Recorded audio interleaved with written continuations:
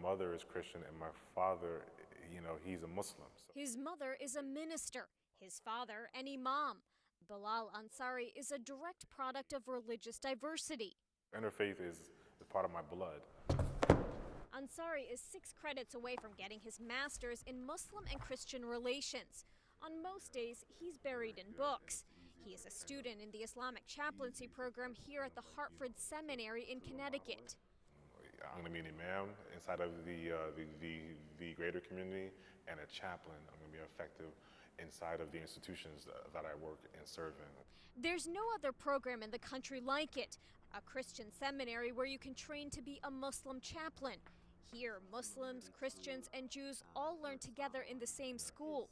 They find themselves very quickly in classes with people. Christians find themselves in classes with Muslims, and Muslims find themselves in classes with Christians, and they start eating lunch together, and they start talking together, and so forth. And it's that interfaith dialogue they hope will fuel understanding for all faiths. Here, imams study from the same books as Christian clergy. The atmosphere is open. Tucked away in a Hartford suburb, it's a small religious school with less than 200 students. But it's well known in the Muslim community, mainly because there are very few formal training programs for Muslim leaders in the U.S. This is where we learn the next generation of Muslim professionals. We learn from Christian and Jewish examples. Muslim students from the program will go on to be chaplains at various institutions, the military, hospitals, schools. They can also go on to be imams. In fact, Hartford is currently seeking an accreditation for an imam training program. But some traditionalists are skeptical. The imam at this nearby mosque says the seminary's program doesn't prepare a Muslim to be a faithful leader. Nobody should associate partners with Allah in worship.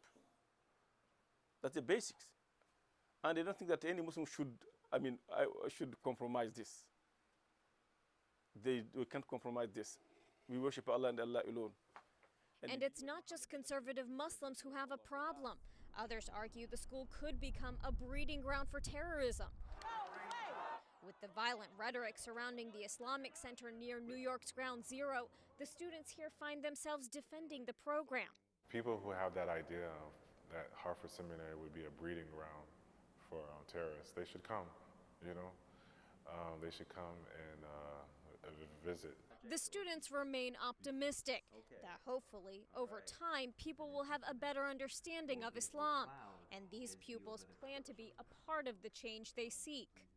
When these students graduate and they go on to be chaplains at universities and prisons and the military and at hospitals, that's how we'll make a change.